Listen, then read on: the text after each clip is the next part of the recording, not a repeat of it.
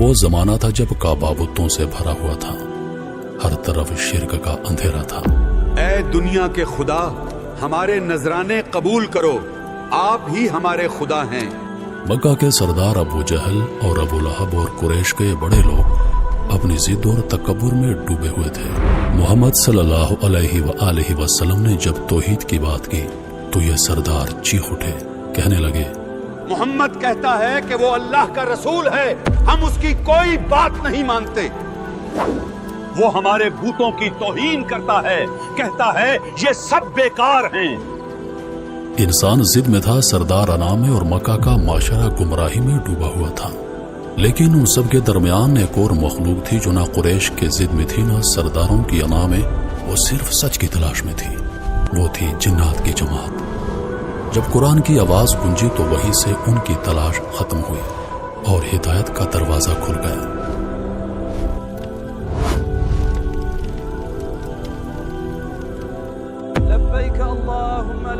یہ اس وقت کی بات ہے جب زمین پر اندھیرا اپنے عروج پر تھا۔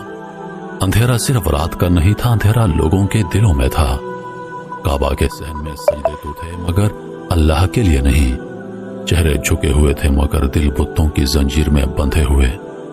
وہ اپنے ہاتھوں سے بت بناتے اور پھر انہی سے فریاد کرتے، یہ بت ہی ہمیں رزق دیتے ہیں، یہی ہماری ہر ضرورت کو پورا کرتے ہیں۔ ہمیں بیٹے بھی یہی بت دیتے ہیں، یہی ہمارے خدا ہیں۔ لوگ بھوک سے بلک رہے تھے، ظلم حد سے بڑھ چکا تھا۔ عورتیں اپنے بچوں کو بھوک سے روتا دیکھ کر آنکھیں بند کر لیتی اور مرد اپنے بے اختیار خداؤں سے چیخ چیخ کر کہتے، رحم کرو اے خدائے منات، ہم پر رحم کرو۔ وقت نیچے گزر رہا تھا مگر آسمان خاموش تھا۔ انسان نے اللہ کو چھوڑ دیا تھا، وہ مٹی سے تراشے ہوئے پتھروں کو اپنا خدا سمجھ بیٹھا تھا۔ کسی کے سامنے سونے کی زنجیر رکھی جاتی، کسی کے سامنے آٹے کا تھیلا، کسی کے سامنے دودھ کی مشک، اور کوئی بدھ کے چرنوں میں سوچے سمجھے بغیر اپنی بیٹی قربان کر دیتا، محض اس امید پر کہ شاید یہ خوش ہو جائے۔ اے دنیا کے خدا، ہمارے نذرانے قبول کرو، آپ ہی ہمارے خدا ہیں۔ کیا انسان اتنی پستی تک گر سکتا ہے؟ دنیا کے سب سے مقدس گھر کے آس پاس سب سے گندی عبادتیں ہونے لگی، افراد کی تذلیل، غریبوں کی خرید و فروخت اور سب سے بڑا شرک۔ انسان نے انسان کو اپنا خدا بنا لیا تھا۔ جب ظلم حد سے بڑھ جاتا ہے تو اللہ کا نظام حرکت میں آتا ہے۔ ایک دن اسی سرزمین مکہ میں روشنی اتری، آسمانوں سے ایک آواز لگی، اقرا۔ زمین لرز اٹھی، فرشتے حیران اور آسمان پر روشنی کے پردے کھل گئے۔ محمد عربی صلی اللہ علیہ وآلہ وسلم کو نبوت عطا ہوئی۔ روشنی کا پہلا قطرہ تاریکی میں گر چکا تھا۔ رسول اللہ نے آواز بلند کی، ایک ایسی آواز جس نے پتھر دل قریش کو دہلا دیا، لا الہ الا اللہ کہو، نجات پالو۔ اگر لوگ چیخ اٹھے، ہمارے بتوں کو برا کہا، ہماری روایتوں کو چیلنج کیا، ہمارا نظام تلوار سے بھی مضبوط ہے، ان کی آنکھوں میں سوال نہیں تھا، صرف تکبر تھا۔ یہ کیسا نوجوان ہے جو ہمارے خداؤں کے سامنے سوال اٹھا رہا ہے؟ کیا تو نہیں جانتا یہ ہمارے محافظ ہیں؟ ایک رات مکہ کی تنگ گلیوں سے نکل کر اللہ کے رسول اور چند صحابہ مکہ سے باہر سفر پر نکلے۔ مقصد تھا قبیلہ عکاظ تک پہنچنا۔ رات ٹھنڈی تھی، ہوا میں عجیب سی خاموشی تھی، دنیا سو رہی تھی لیکن تقدیر بیدار ہو چکی تھی۔ ایک صحابی، یا رسول اللہ، کیا آپ دیکھ رہے ہیں چاند آج کچھ زیادہ روشن ہے؟ چاند تو خود رسول اللہ کے چہرے سے روشنی لے رہا ہے۔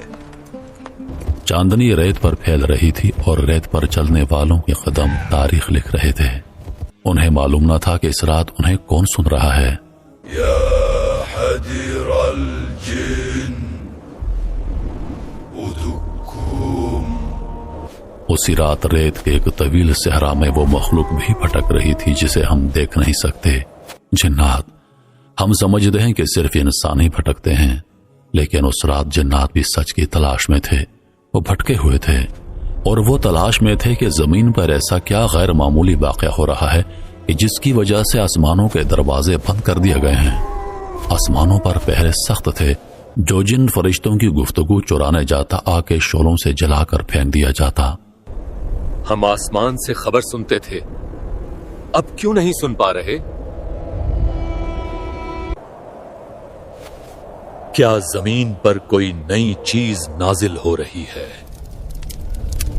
پہلے ان کے لیے آسمان کھلا تھا، وہ اوپر جاتے فرشتوں کی باتیں سنتے اور زمین پر واپس آ کر جادوگروں، کہانوں اور نجومیوں کو خبریں دیتے، مگر اب ان کے ہر راستے پر آگ کے محافظ کھڑے تھے۔ آسمان پر ایک نیا قانون نافذ ہو چکا تھا، وحی کا آغاز ہو چکا تھا، اور جب وحی نازل ہونا شروع ہوتی ہے تو آسمان کے دروازے بند ہو جاتے ہیں اور آسمانی رازوں کی حفاظت بڑھ جاتی ہے۔ جنات جمع ہوئے، ایک نے کہا زمین پر ضرور کوئی عظیم واقعہ ہو رہا ہے، ایسا واقعہ جس نے ہماری دنیا بدل دی ہے۔ دوسرے نے کہا ہمیں جاننا ہوگا، ہمیں تلاش کرنی ہوگی کہ وہ کون ہے جس کی وجہ سے آسمانوں کے دروازے بند ہو گئے۔ تیسرے نے کہا چلو بکھر جاؤ، زمین کے ہر کونے میں چلے جاؤ، اور جنات کا قافلہ زمین میں پھیل گیا۔ وہ انسانوں کو نظر نہیں آتے تھے لیکن انسانوں کے قریب تھے، دیکھ رہے تھے، سنتے رہے، جیسے کوئی غیر محسوس سانسوں میں چھپا ہو۔ رات گزرتی گئی، سفر جاری رہا، اور فجر سے کچھ پہلے اللہ نے وہ لمحہ لکھ دیا جس نے جنات اور انسان دونوں کی تاریخ بدلنی تھی۔ رسول اللہ نے قیام کیا، ریت نرم تھی، ہوا خنکی تھی، صحابہ صف میں کھڑے ہو گئے۔ رات اور دن کے بیچ کا لمحہ تھا، خاموشی کا وہ لمحہ جہاں دعا سانسوں سے بھی زیادہ آہستہ نکلتی ہے۔ نبی علیہ السلام نے نماز شروع کی، قرآن کی آواز ریت پر نہیں روحوں پر پڑ رہی تھی، اور جنات اس آواز کی طرف کھنچے چلے آئے، بے اختیار، بلا اختیار، جیسے پیاسا پانی کی طرف دوڑتا ہے۔ یہ آواز کوئی عام آواز نہیں تھی، یہ الفاظ کوئی عام الفاظ نہیں تھے، یہ کلام کائنات کے خالق کا کلام تھا۔ جنات لرز گئے، ان کی دنیا رک گئی، ان کی سانسیں تھم گئیں۔ یہ کون سا کلام ہے؟ یہ دل کو کیوں کاٹ رہا ہے؟ یہ کلام کسی انسان کا نہیں ہو سکتا، ضرور یہ آسمان سے اتارا گیا کلام ہے۔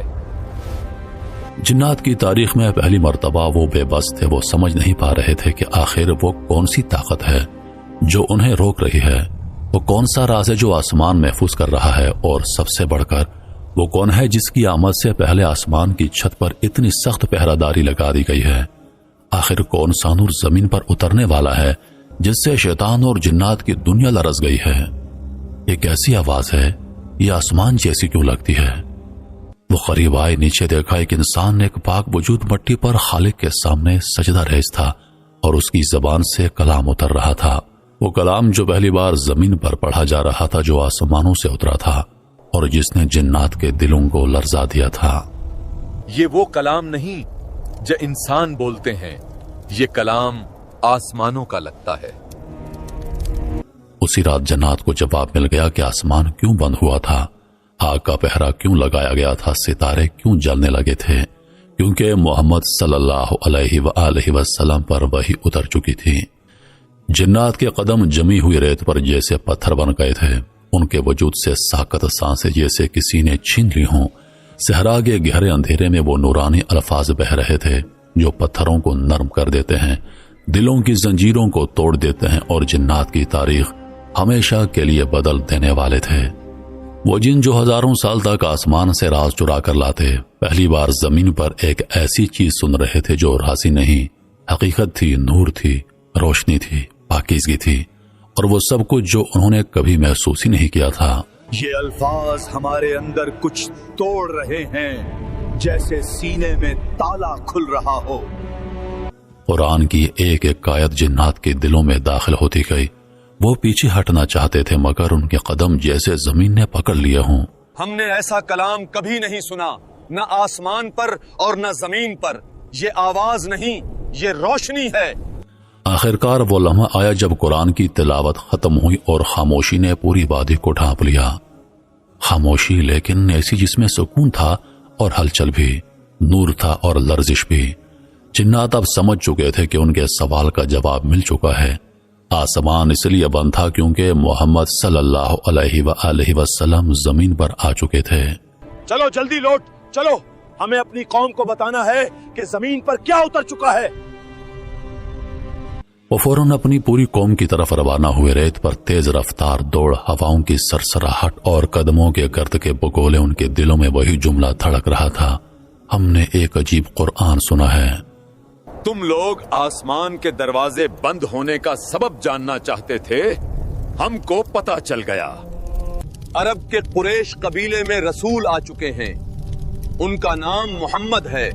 وہ سچے رسول ہیں. وہ جن جو کبھی تکبر کی پہاڑیوں پر کھڑے تھے، آج قرآن کے سامنے جھک چکے تھے. جن کی زندگی کا مرکز صرف طاقت تھی، آج ان کے وجود کی بنیاد بدل چکی تھی. یہ قرآن صرف انسانوں کے لیے نہیں، جنات کے لیے بھی اترا تھا. جب نبی کریم صلی اللہ علیہ وآلہ وسلم نے تلاوت مکمل فرمائی تو جنات ایک دوسرے سے کہنے لگے: خاموش رہو، غور سے سنو، یہ وہ کلام ہے جو ہم نے کبھی سنا نہ تھا. آپ صلی اللہ علیہ وآلہ وسلم کی تلاوت ختم ہو چکی تھی. جنات آپ کے قریب آ کر عرض گزار ہوئے: اے محمد، ہم نے عجیب قرآن سنا ہے جو دل میں اترتا ہے، ہم اس پر ایمان لاتے ہیں. ہم گواہی دیتے ہیں کہ آپ اللہ کے سچے رسول ہیں. نبی کریم صلی اللہ علیہ وآلہ وسلم نے ارشاد فرمایا: تم اپنے قوم کے پاس واپس جاؤ اور ان کو خبردار کرو، انہیں دعوت دو کہ وہ بھی اسی اللہ پر ایمان لائیں جو تمہارے اور میرے رب ہیں. پھر وہ جنات وادی نخلا سے رخصت ہو گئے اور اپنی قوم میں جا کر قرآن کی دعوت دینے لگے. محترم ناظرین، آج دنیا میں جتنے بھی مسلمان جنات ہیں وہ اسی واقعے کی بدولت مسلمان ہوئے تھے.